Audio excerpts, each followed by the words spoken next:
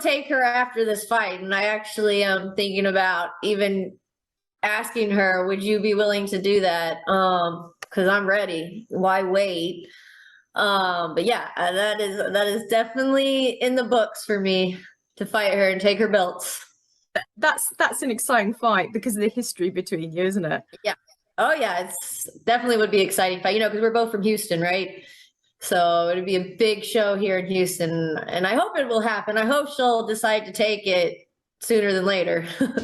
That is Susie over there at the illustrious Women's Fight News, who sat down very recently with amateur standout turned professional boxer Virginia Fuchs, who has her sights set on a potential Marlin Esparza fight. Marlin Esparza defended her WBC, WBA, and Ring Magazine World Flyweight titles last night, but at just 1-0. At just 1-0, Virginia Fuchs wants to take her on. Having beaten Marlin Esparza, Sulem Urbina, Lisa Whiteside, and Christina Cruz, amongst others in the amateurs, she's on the fast track. That's stout observation from Susie. Virginia Fuchs, who made her professional debut very recently on the undercard of her old buddy Michaela Mayer's fight. She made her professional debut this past April on the undercard of Mayer versus Hahn at the Hangar over there in Costa Mesa, California. It really is one of the better professional debuts from a blue-chip prospect, an amateur standout I've seen in recent memory. It's right up there with Caroline Dubois' debut and Karis Artingstall's debut. She's fast, she's strong, she's sharp, she's spiteful, she's a southpaw, she can move, and she can punch. She last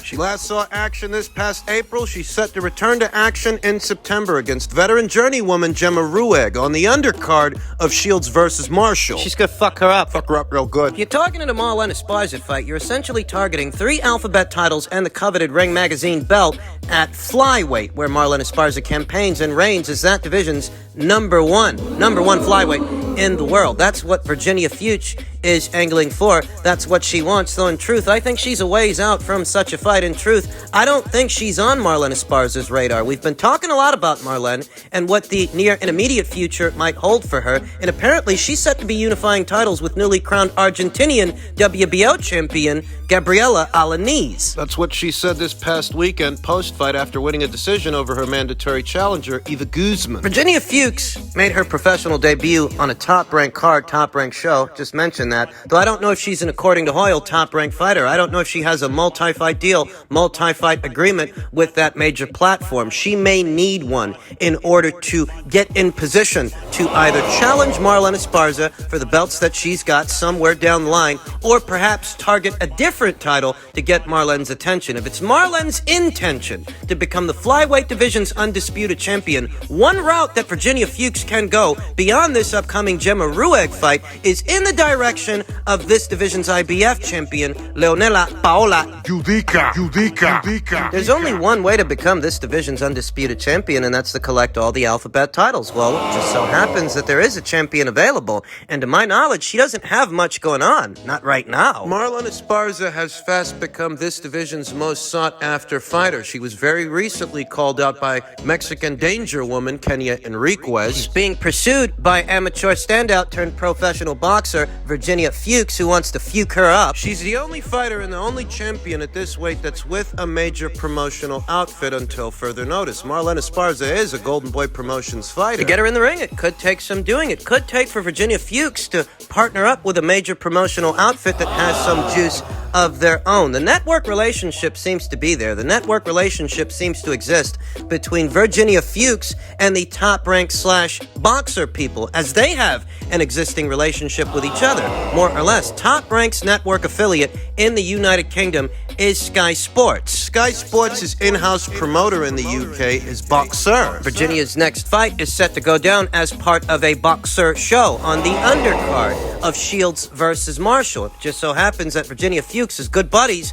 with the co-main event, the co-headliner, Michaela Mayer. Fighting the very vivacious Alicia Baumgartner. So as stated, the network relationship seems to exist to where Virginia Fuchs isn't just making her bones as a professional boxer, she's making her bones on major platforms. She made her professional debut on Top Rank and ESPN as part of a Top Rank ESPN show. Now she's set to cross the Atlantic Ocean and participate on a Sky Sports/boxer show. Sky Sports is a very big platform in the UK, as we all know. She is the captain. The captain's what they call her. She's about a year older than Marlin Esparza. Virginia's 34 to Marlin Esparza, who's 33. Marlin's obviously further along in her professional career than Virginia is, though given Virginia's ceiling and her abilities and what I saw she could do in her pro debut, she could catch up to Marlin Esparza very soon because she's got the skills. She don't get Marlin Esparza in the ring this year, though I do think she makes it past Gemma Ruig in September, and perhaps she squeezes in another fight before this year is out. That would be beneficial for Virginia if she can get in at least 3 fights in this year. At least 3, because there's more work needs doing. I don't think she gets Marlin Esparza in the ring in her next fight or the fight after next, but I think in maybe 2 to 3 fights, maybe she'll be ready for Leonela Paula Judica. Maybe she can get that champion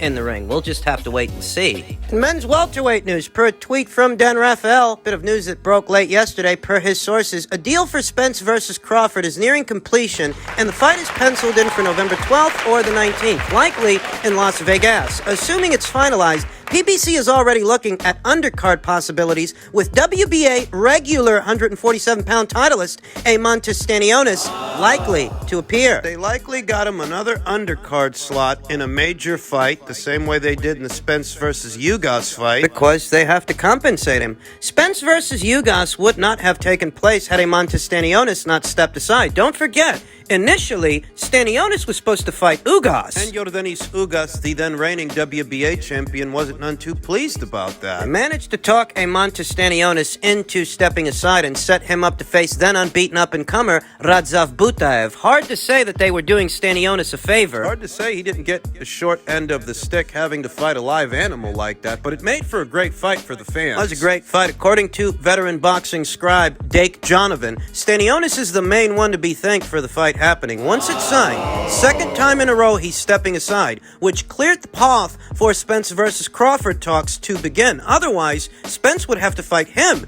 as his mandatory, and that was the deal. The winner of Spence versus Ugas would then have to move into a Stanionis fight. What are they paying this guy to step aside so much? It's got to be something substantial that he's willing to put his own title shot on hold to take on unbeaten up-and-comers like Radzav Butaev, and who's he going to end up fighting on the undercard of this fight? Maybe the winner of Broner versus Figueroa, if the winner ends up being Omar Figueroa. Because I really don't see Adrian Bronier taking on a fight like that. Hungry, unbeaten up-and-comer like an Montes Stanionis. But Omar, I could see Omar taking on a fight like that. Maybe it'll be former WBA champion Yordanis Ugas. That'd be a nice little fight if they could get it over the line, though. Given the beating that he took, he's not a front runner, at least not in my mind. It's just a name that I'm putting out there while I bounce ideas around. Ugas did just rack up a nice little payday with Errol Spence Jr., and he does have to recover from the beating that he took, so he's not who I'm expecting. So maybe they put Stanionis in there with Omar Figueroa if Omar beats Broner. Maybe they put him in there with a former champion in Yordanis Ugas, or maybe they put him in there with another former champion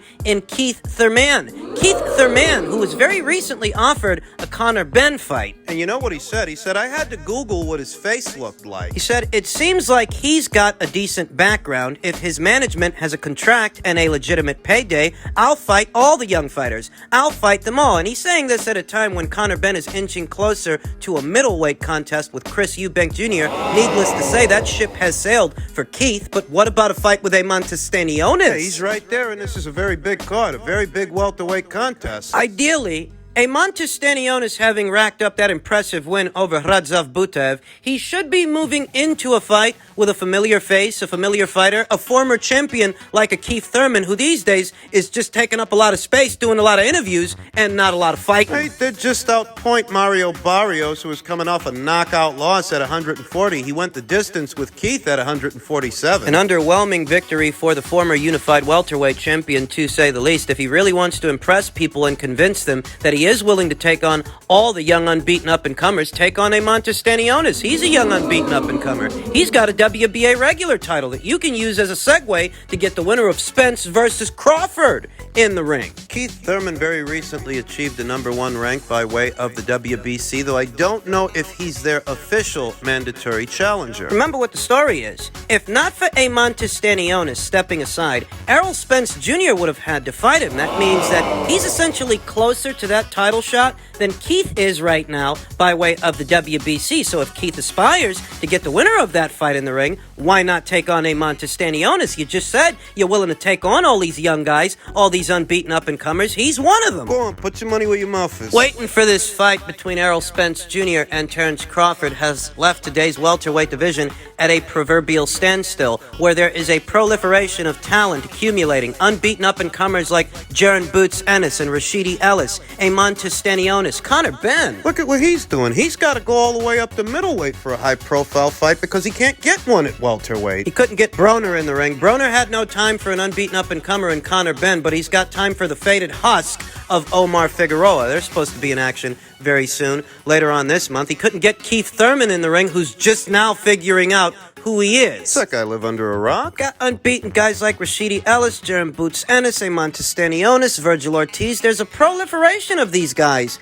at welterweight, and the division is... It's frozen. It's at a standstill. Nobody gets to fight for a title till they get this fight over the line. This fight between Terence Crawford and Errol Spence Jr., this long-awaited, long-anticipated, undisputed welterweight showdown, welterweight title fight between these two guys, the outcome of which will uncork today's welterweight division. The winner of the fight, whoever it is, I don't anticipate will stay in the welterweight division. Will stay that division's undisputed champion. I anticipate that the winner of the fight will likely move up in weight immediately after. If the winner of the fight is Terence Crawford, you know what Crawford's plan is. You know what he wants to do. He wants to take on Jermell Charlo. He wants to become a 3-time undisputed champion. And if he beats Errol Spence Jr., the way I think he's going to beat Errol Spence Jr., I don't think he sticks around at welterweight. I think he moves up. I think he goes after yet another big fish. And what could be another big PBC pay-per-view, depending on how this pay-per-view performs. On a parallel for what's been going on at 147 pounds. The whole goddamn division's been constipated. Nothing's been moving. Hadn't been a lot of shit going on. The division needs this fight,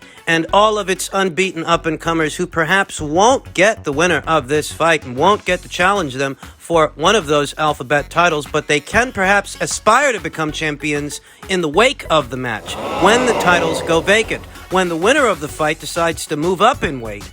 And just in keeping with the theme of news at or around these weights, ahead of his upcoming get-out-of-town fight with Omar Figueroa, Broner wants to fight Mayweather in an exhibition. Why not get in there and make 9 figures apiece? I feel ambivalent about Broner's suggestion because he does make a good point. He likely would have got more attention for his last exhibition match if it were Adrian Broner instead of Dangerous Don Moore. But he knows Dangerous Don Moore. Broner was quoted as saying, if I was Floyd and he was me, he would never ever have to fight again because that exhibition shit as me being his little brother, hey little bro, we finna do 10 rounds and we both gonna get 100 plus for it and we ain't never gotta box again, Broner said. Well, I've already been getting these bags, but it's time for you to get your just due and you ain't ever have to box again. That would have been done. That would have been done. Well, this really goes a long way towards selling that Omar Figueroa fight. Adrian Broner seems very much the driven pugilist, the driven boxer saying stuff like this. Driven to drink. Among other things, don't you see what he's suggesting? Aren't you listening to what he's saying? He'd rather box Floyd in an exhibition match than anything else going on because he doesn't want to ever have to box again. This is the guy that Showtime's trying to sell you. He added, I don't know if he wants to see me with that type of money. Asked to elaborate on the last point, Adrian Broner, 33, claimed ignorance, saying he does not know what Mayweather's feelings are towards a fight. I can't tell you why. I don't know. I'm just saying, why ain't it happened, Broner said. It's so easy. This is so easy. This is a layup. This is going to be the most money you've ever made in your career. I don't care if it's a real fight or if it's an exhibition. We can do an exhibition. 10 rounds and the whole world is going to watch it, Broner said. And we're going to go in there and go to work and hug and go and get the bag. I've always found this little bro stuff from Adrian Broner nauseating. You're not his little brother. You're not his fucking little bro.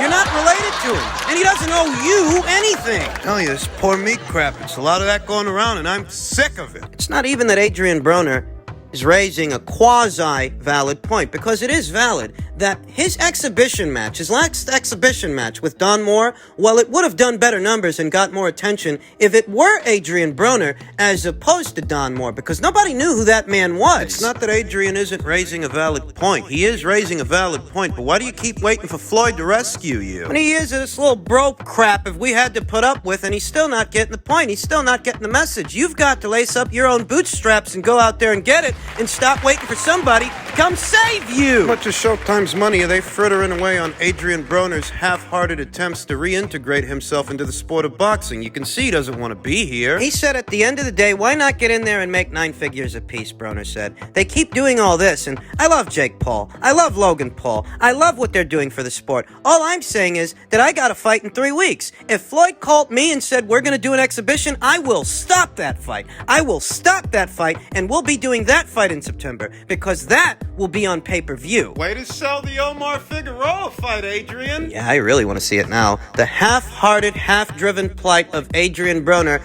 as a pugilist, continuing his career that is constantly in a downward spiral based on how he behaves outside of the ring and his half-hearted efforts inside the ring. If this doesn't communicate it to you, I don't know what does. He's basically telling you he'd call off this Omar Figueroa get-out-of-town fight to participate in an exhibition match that has no outcome and no bearing on his professional record. You know what the funny thing is? If Adrian Broner's sick of boxing, I can't hold that against him. For better or worse, he has been a 4-division champion, though he's more of a Leo Santa Cruz 4-division champion than a Chocolatito 4-division champion. Better still, he has been a champion at 4 weights he's campaigned in, and if he's done with the sport, at least internally, on the inside. If he's sick of it, he's sick of it, and you can't fault him for that. Who you can fault is Showtime for trying to put a guy like this on television. A guy like this ain't the kind of guy that people pay to see. They want to see somebody that's motivated, somebody that's driven, a consummate professional that takes their job seriously and puts forward